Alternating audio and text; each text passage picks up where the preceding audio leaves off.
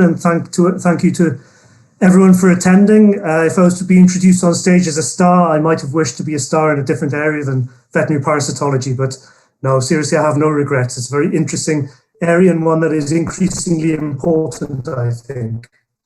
So what I was asked to talk about was not climate change per se, although that will come into it, but it was about resistance and anthelmintic resistance and what we should do about it, and what the state of play is and how important it is also. So the way I've structured the talk is to recap the current status of anthelmintic resistance on livestock farms, focusing on Europe, but I will mention the situation worldwide also, and what is the importance and impact of this dramatic change in the effectiveness of anthelmintics that are on the market.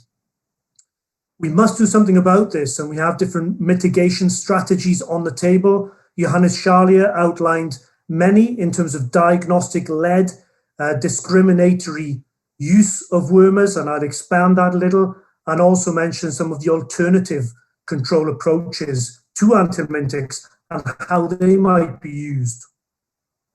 This does, however, lead to a fairly complex situation where we are trying to use multiple tools in optimal ways using diagnostic information, and this imposes some challenges. So I'll introduce what a refugia-based strategy is and why they are complicated to implement. And the most common pushback I get from producers and from advisors is probably, oh, this is too complicated. But that's only because we are used to a very simple situation where you can reach as a point of first resort to a chemical dewormer and use that without thinking about parasites at all. And I'm not proposing this as a chosen alternative. This is not going to be a choice. This is something that is going to have to be implemented unless we magically invent lots of new wormers indefinitely that can replace the old ones. And I can discuss a little, I'm happy to discuss why that's very unlikely to happen. So what is the situation? I'm relying on you, Gustavo, to stop me if there's a sound quality or a slide issue, otherwise I'll just press on. And first of all, what is the situation? How serious is it? Well, there's a meta-analysis recently conducted by Hannah Rose Vanier as part of the COMBAR project that focuses on Europe, but did a very good job of assembling all of the studies that we know about. And we can see a wide variation. So this panel shows different countries and the proportion of farms in studies in that country in which resistance to anthelmintics was detected for the benzimidazoles, levamisols, the avermectins, and moxidectin, which is an avermectin, but we treat that one separately. And you can see huge variation, but this is largely explained by the number of studies and the farm selection. So perhaps early on, you might go specifically to farms that have a problem, and then you expand your study, and you might find very variable rates of resistance depending on the number of farms and the way in which you select them. Nevertheless, across the board, we're seeing in Europe about half of sheep farms have evidence of resistance to benzimidazoles, and then lower proportions, but substantial proportions nonetheless against the other actives. I'll come on to cattle in a moment, but even this picture conceals an increasing trend and local levels that are really much more frightening. So if we group by decade and we restrict only to studies that use a reasonable number of farms, we see this picture. And first, I want you to focus on the clear white bars here, which is benzimidazoles in sheep. And this is the average prevalence, the proportion of farms in which benzimidazole resistance was reported in these studies. And back in the 80s, a relatively low level and climbing every decade until we have a situation now that even across all of these studies in Europe in the last 10 years or so, very, very high proportion of farms showing detectable resistance among gastrointestinal nematodes to benzimidazole anthelmintics. Other drugs have come onto the market more recently, and as you can see, pretty much fairly soon after they're introduced, we start to see resistance levels climbing. So if you contrast the 1990s to the 2010s here, 1990s, a high and growing level of benzimidazole resistance. Levamisole's not too bad. Macrocyglactone's quite new to the market and working fine. Fast forward to the present day, and we see high levels of resistance across all of these drug groups. This is a recent study in sheep in Wales where we sampled 47 farms, and we found that all four of these, only on 4 of these 47 farms, and on 4 of them, we had resistance across all of the actives that were tested. Others had resistance to 1, 2, or 3 groups. And you can see that now it's extremely difficult actually to find a sheep farm in Wales where benzimidazoles, the white trenches, the cheapest of the anthelmintics, are still doing what it says on the tin. Globally, we have severe situations like this in many other countries. We have situations in South America and in South Africa where it is simply no longer possible to control worms in sheep, and people are going out of production. Unfortunately, in the case of South Africa, this means selling a lot of high genetic quality sheep and spreading resistance around the place. And around other Southern African countries, we see incursion of resistance now, largely due to livestock movement from resistant farms that are ceasing production.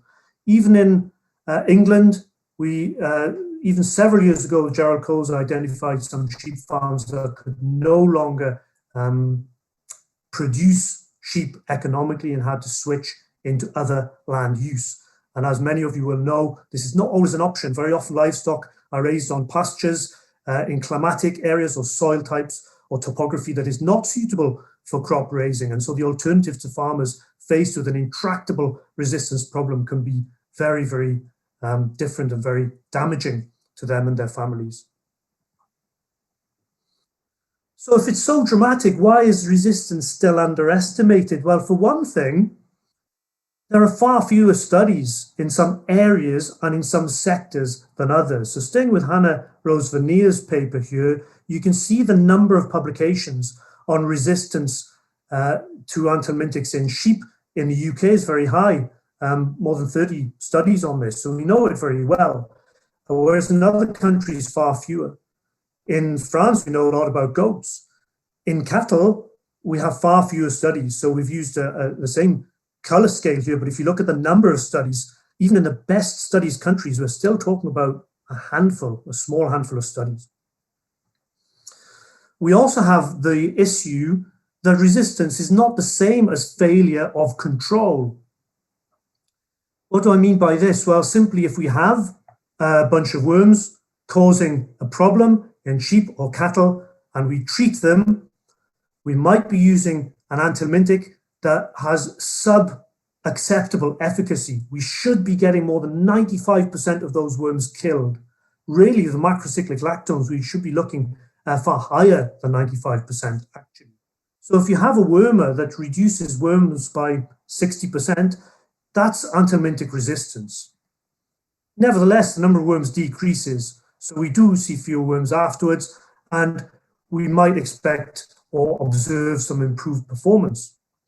So around the world, we have many farmers who are buying anthelmintics, who are using them, who are not measuring the impact of worms, but they are maybe looking at how the animals respond.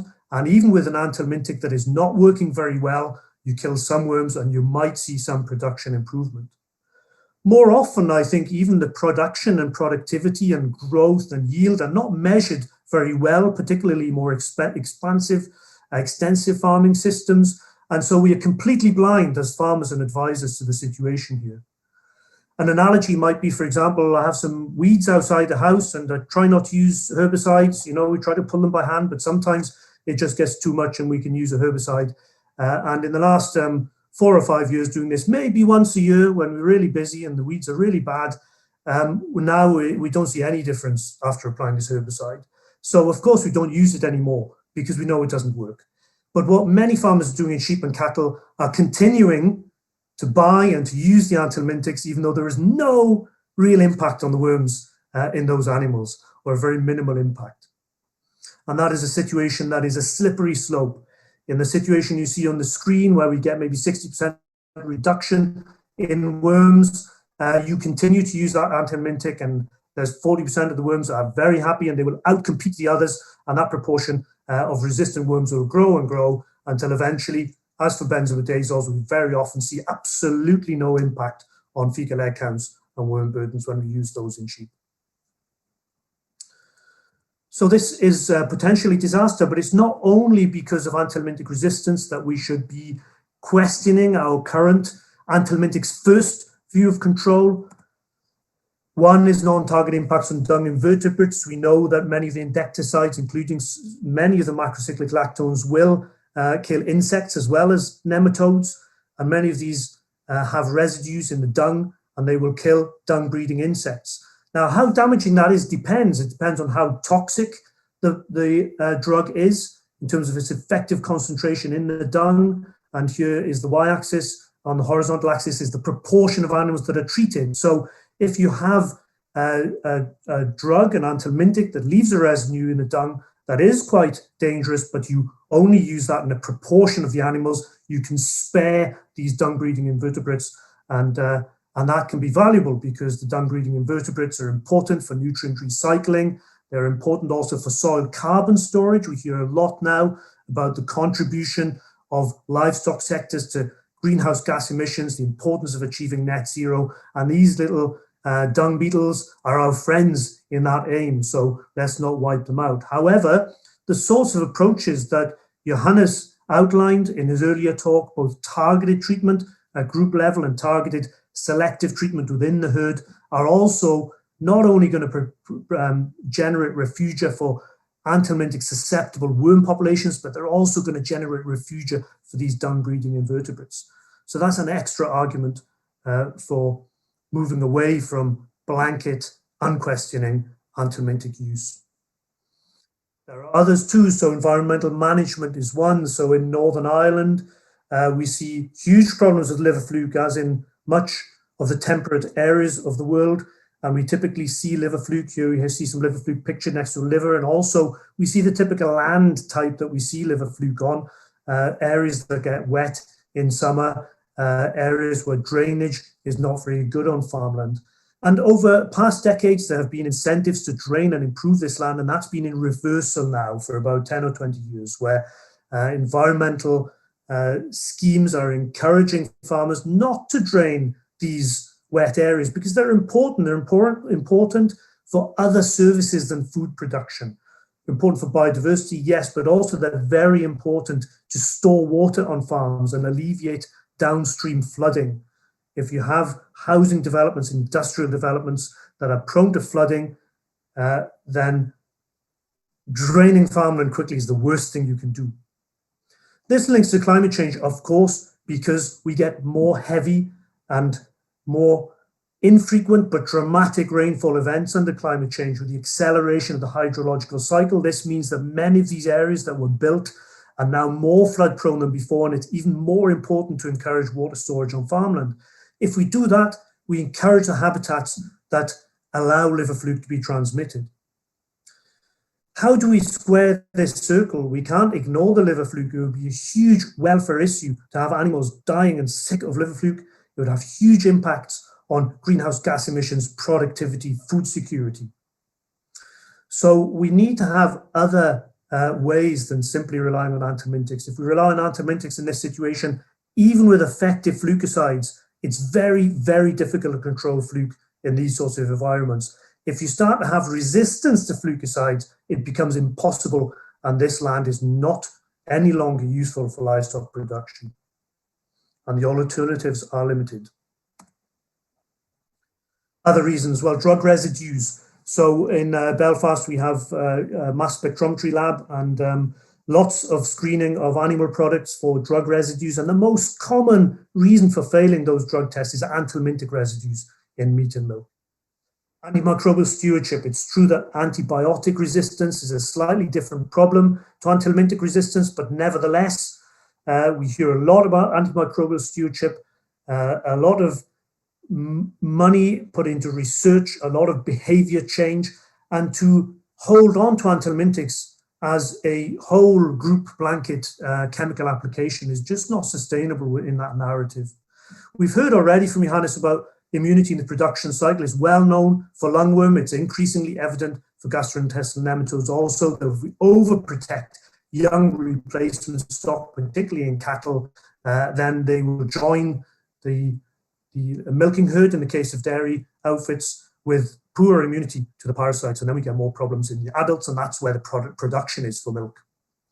And consumer acceptance, we have had lots of high profile programs, educational initiatives, media coverage around the damaging effect of fishing, for example, now increasingly farming. I think consumers are more sophisticated, but they want everything. It might not be possible to provide it. They want animals to be out on grass in the fresh air, certainly ruminants. They want them out there grazing, and they don't want that to be at the cost of continuous chemical use. And I think if many of these consumers appreciated actually the extent of uncritical chemical anthelmintic use on livestock farms, they would be quite shocked. So it's not sustainable from that point of view either. What about climate change?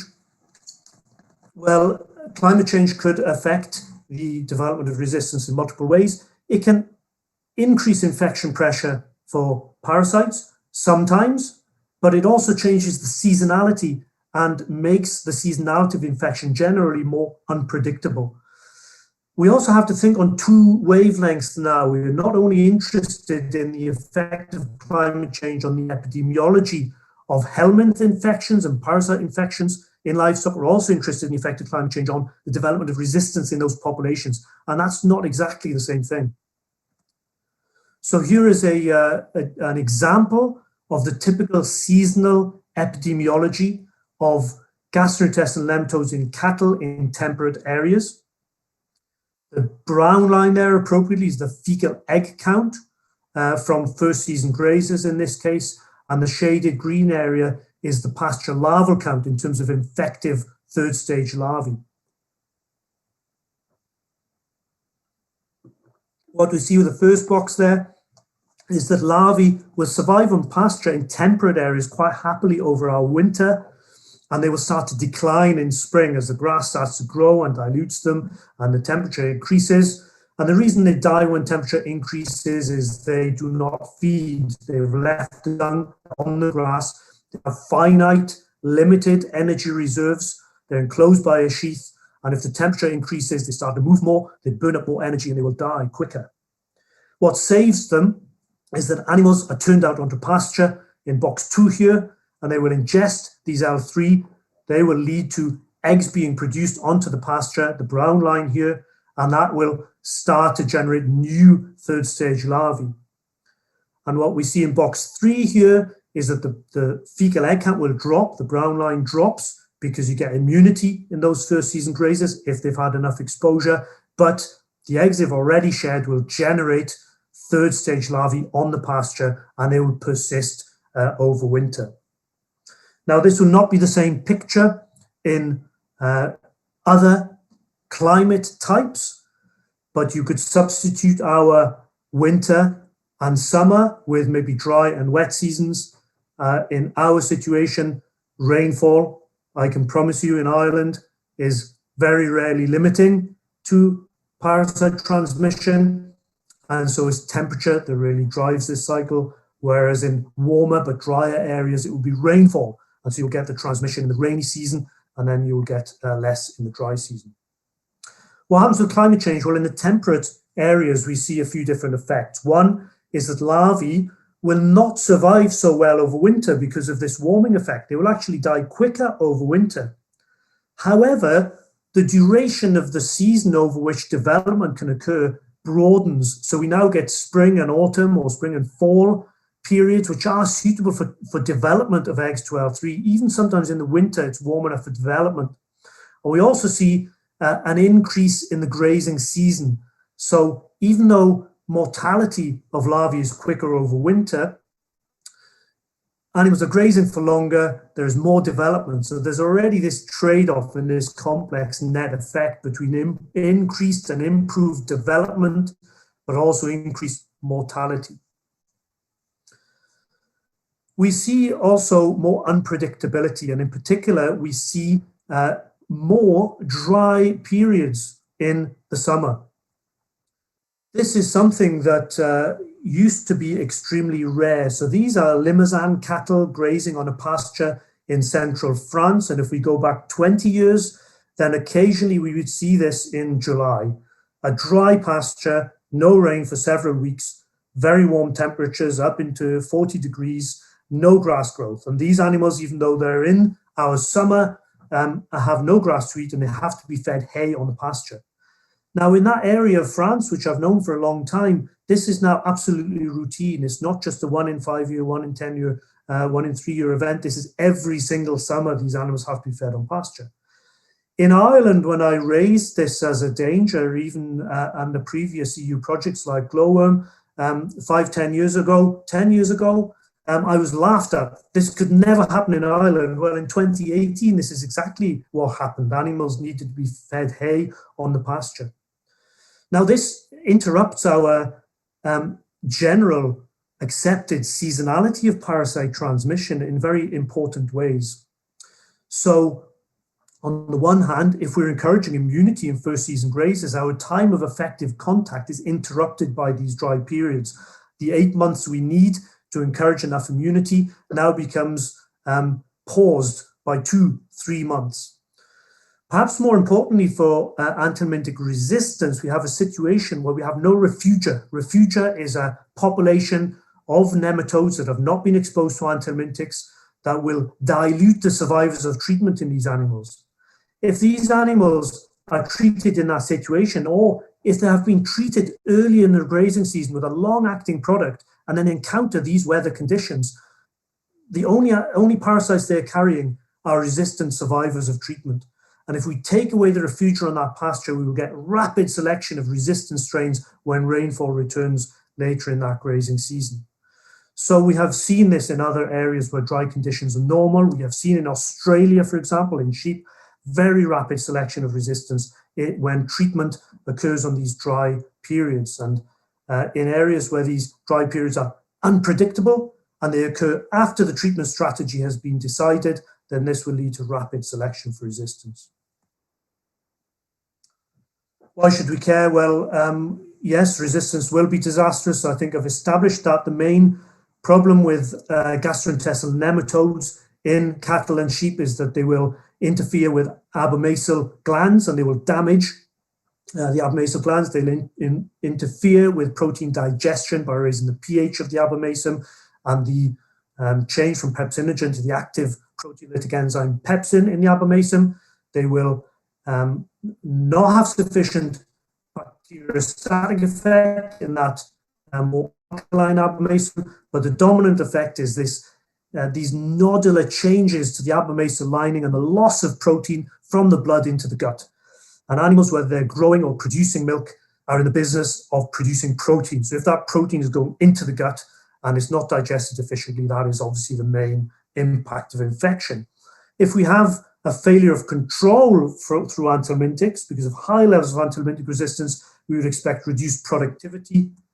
We would expect increased input costs, not only in terms of anthelmintics and maybe alternative things to try to cope with that infection, but also because we can no longer finish those animals on grass. We have to keep them there for longer. We now have to feed them concentrates. We have to compensate for poor growth. We keep them around for longer, which means they produce more greenhouse gases per unit production. So we need effective helminth control, and we still need the anthelmintics to achieve this somehow.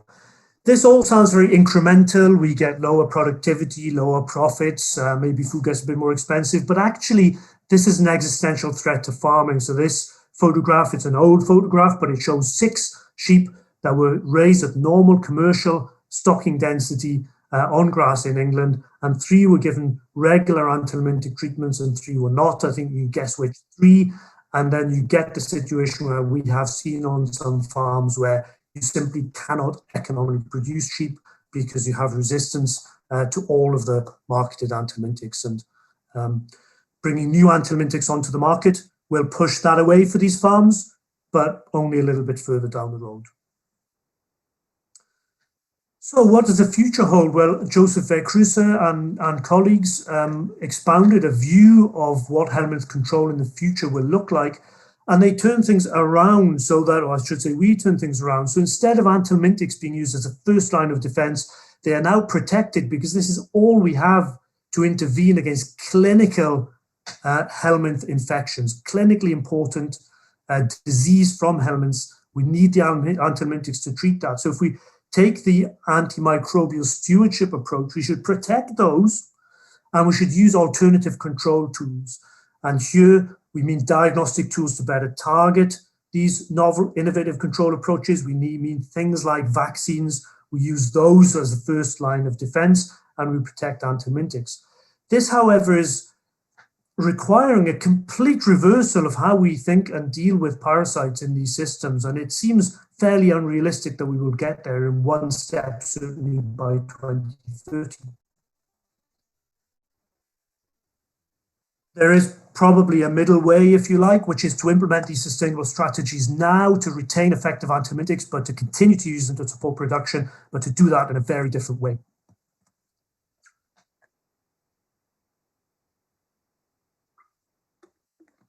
What complementary tools are we talking about? Well, we can group them into three different types, really. One is to challenge the parasites. Here we have bioactive plants, herbal leys, so seeding multiple species swards instead of just ryegrass, or utilizing natural pastures that have bioactive plants. These are mostly tannin-containing plants. There are other actives as well, and they will impact the parasites within the host. We can also support host responses. We can use vaccines to ameliorate the host immune responses, but also use selective breeding of resistant or resilient genotypes of hosts. We can use nutrition, particularly protein supplementation, or we can reduce the free living stages. And we can do this using biological control, most successfully so far with nematophagous fungi that can be fed as spores to animals, and then they can trap the larval stages of the nematodes. They can kill eggs as well, and that might include fluke eggs, and they can really reduce the success of transmission in the environment. We can use grazing management, and here we're not directly targeting the free living stages, but we are using time and ultraviolet radiation and desiccation to allow attrition of populations of parasites and let those pastures become safe again. However, the effects of all of these are going to be much, much less than we have become used to for anthelmintics, and it's going to be much, much more variable. And so it is very likely that we will continue to need anthelmintics alongside these complementary, alongside these alternative control tools, and use the two of them in a complementary way. We will have to use them in a very different way. So anthelmintics here are not so much a rescue dose when these other things fail, but we have to think forward and plan forward and accept that there will be circumstances, even when we are using these alternative or complementary control strategies, when we still need to step in and intervene with anthelmintics. But that should be targeted. It should be targeted at the group when it is needed, either protect production in those animals or thinking forward to protect those pastures from future contamination. And they can be applied at individual level within groups based on parasite and production indicators. I won't say much about those targeted approaches because Johannes Charlier has covered them very well already. But I will illustrate some of this variation. So this slide is from Hervé Ust, and these are the tannin-containing legumes. They will impact adult parasites and establishment of incoming parasites by as much as 80%.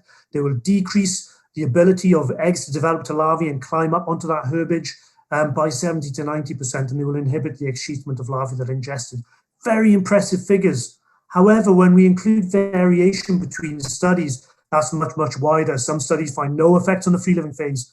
Some find some impact on adult parasites, but maybe only 20%. This doesn't mean they're useless. And I think with vaccines in particular, we have a perception that you bring something in and it must perform. Vaccines must decrease egg output by 90, 95%. We must achieve levels of impact that are similar to the anthelmintics. And that's a delusion. Just because something will apply a reduction that's much less, and maybe 50% sometimes, 80% sometimes, 20% sometimes, does not mean it's not useful. It just has to be used in a different way. Anthelmintic use, therefore, must be complementary and discriminating. We must aim to suppress parasite populations below production impacts while ensuring refugia for susceptible genotypes. We can use this through targeted, we can achieve this through using targeted group and individual level treatments. We can apply these tools not so narrowly in a set of animals to achieve production objectives in them now, but also to impact the epidemiology in the future transmission, and so our ability to finish animals or to achieve production on grass without so much intervention. And that must be supported by diagnostic interventions and future planning. We've heard a lot about targeted selective treatment already, so I'll whip through this, but we know the frequency distribution here is typical in parasite distribution among a group of animals. Some will have high levels of infection, but the majority will have very low levels of infection that are not impacting their production, that are not generating much pasture contamination, whereas a few individuals are responsible for the majority of the parasite infections. And if we can identify those and treat them, we can get disproportionate gains from a very small amount of anthelmintic. We can do this quite simply. So Johannes expounded very detailed diagnostics and maybe decision support, and that has its place, particularly in intensive production systems. But this approach can be applied anywhere with very limited tools. One of the most successful is this Famature chart, which is used here in goats in Africa, but also on large-scale sheep farming concerns in tropical and subtropical areas, to identify animals that are infected with Haemonchus nematodes that are taking blood away, and then we can use this chart to identify animals needing treatment. Incidentally, this works very well for adult liver fluke infections, even down to 10 flukes and fewer can be identified using this anemia indicator. We can use body condition, and using this approach, even in smallholder farmers in Botswana, we were able to achieve the same production and health impacts as whole herd treatment using only a quarter of the wormer. Weight gain is one that is widely promoted and increasingly used in sheep, and this works because here you have an experimental infection with gastrointestinal nematodes in sheep. And we see a control here, which are not infected, and this is the weight trajectory. If you infect them, you get much slower growth, of course, as we'd expect. But what we see is that difference, that divergence happens really early in infection. Within 2 weeks of infection with a substantial dose of worms, we begin to see weight gain slowing down in the infected animals. And this occurs before we see a peak in fecal egg count, actually. We can scale this through electronic weighing, electronic identification to a level where automatic sorting of sheep can happen very quickly if there's enough investment in equipment and anthelmintic treatments can be appropriately targeted with diminishing effort in those kinds of setups. Targeted selective treatment can be applied, as here very successfully in suckler beef calves in Ireland, where based on pepsinogen and fecal egg count, no treatment is necessary actually in the first grazing season compared with ivermectin treatment twice during the grazing season, even though on normal farm enterprises, those three ivermectin doses would be habitually given, and maybe they're not necessary. However, it's a tightrope, and there's a fine line between generating refugia and getting a disaster here, because even though these animals never really got above 200 eggs per gram as individuals, eggs are being shed at a low level onto pasture, and they will lead to third stage larvae, and they will lead to future infection. So one of the questions I'm most commonly asked is, what proportion of the group do I leave untreated? And my answer is the same as Johannes Charlie is. There is no such threshold. There is no such magic number. We are treading a line between generating sufficient refugia to slow the development of anthelmintic resistance or allowing too many eggs out and too much pasture contamination. And then we have contaminated pastures that we can no longer utilize without intensive anthelmintic use, which defeats the purpose. And actually in those management approaches that really hold back too far on anthelmintics, such as organic production, they often have to use more anthelmintics in the end because those pastures are contaminated. Early season success is easy to achieve, but running out of pastures that are clean enough to graze without anthelmintic use is an unintended and serious consequence of excessively holding back on anthelmintic use early on. How do we manage this? How do we square this circle? Well, we can guess, we can say something from which pastures, which fields were grazed when, by which animals, and what we think their infection status was. It's asking a lot of farmers to keep that in their mind. It's asking a lot of advisors who are maybe not on the farm all the time to keep that in mind, to manage individual pastures that way. A lot of this is based on past experience as well. You know, even before anthelmintics came onto the market ever, we had farmers who knew that if you graze animals too long in certain pastures, those pastures will get sick, those pastures will get too many worms, those animals will start to scour and to slow in terms of production. But that past experience is changing. As I've shown you, the weather is changing. We're experiencing conditions we're not used to. So our solution that we're offering here is computer simulation of pasture contamination and transmission patterns. These models are fairly simple to build. Actually, they just predict the number of eggs that develop to infective larvae and that are available on the pasture as a function of the eggs that are shed, the pasture area, the amount of grass, and the weather, because the weather has a dominant effect on the ability of larvae to develop and leave onto pasture and survive there. The sorts of outputs we generate with these are heat maps. So here is a farm with a number of individual fields and the predicted larval burden on those pastures. We can see a traffic light system here where the green pastures have low levels, the amber have some contamination, which we might use, for example, to put animals on post-treatment to dilute survivors and use those pastures as refugia. And then the red pastures are actually high, dangerous levels of larvae and to be avoided until they become safe again. And what you see on the right is a calendar form where 6 pastures, so each row is a different individual field, and the red is the level of L3, and we can see that different pastures have quite different levels of infection over the grazing season. And in July here, our peak grazing season, the farmer has a choice between 3 pastures that are relatively clean, a couple of intermediate, and 1 that probably should be avoided. We can do this for roundworm, lungworm, liver fluke predictions. I totally concur with the reply to Jeanette's question earlier, that when we try to encourage cattle farmers to apply target selective treatment for gastrointestinal nematodes, we get a lot of enthusiasm and buy-in until lungworm is mentioned. And lungworm is the biggest barrier to implementing these target selective treatment strategies in temperate areas in cattle, I believe.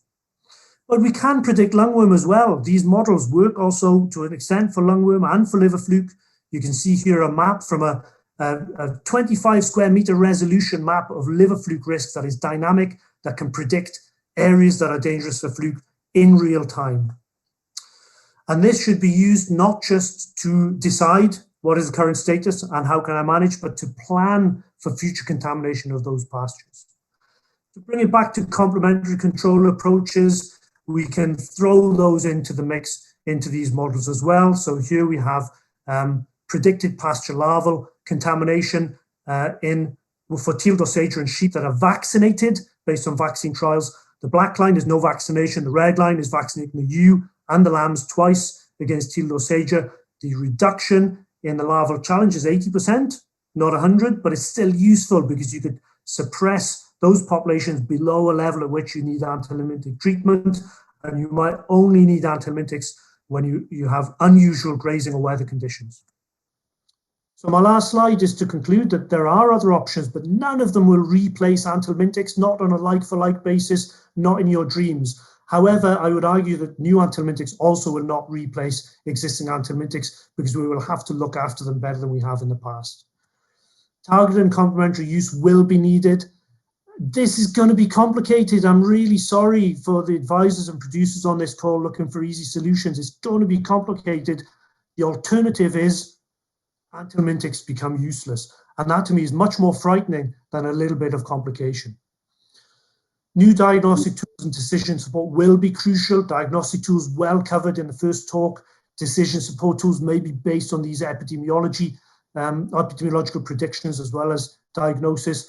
And what I found is the first steps are the hardest. When I'm asked about farmer communication and how do we get going, sometimes just going from routine blanket anthelmintic treatment to something low risk, but evidence-based, that's a little bit less, a little bit more targeted, is the crucial first step. Don't do too much too soon. Once farmers are on that journey and they have the advice to support them, we can go great places and we can solve this problem. So thank you very much. I will thank my collaborators, and Cost Action has been extremely valuable in sharing these sorts of lessons across countries in Europe and beyond. We have members beyond Europe. It's become a global effort, and it's been very useful. So thank you very much. I'm going to stop screen sharing now.